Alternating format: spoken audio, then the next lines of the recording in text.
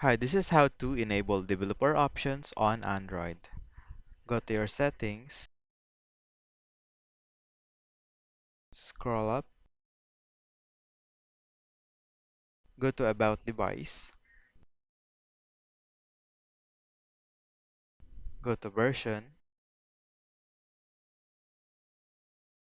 and then tap the build number 7 times.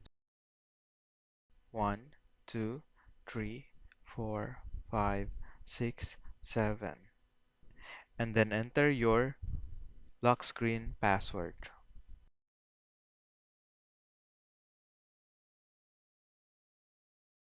And you are now in developer mode. Easy, right? Thanks for watching and see you on the next video.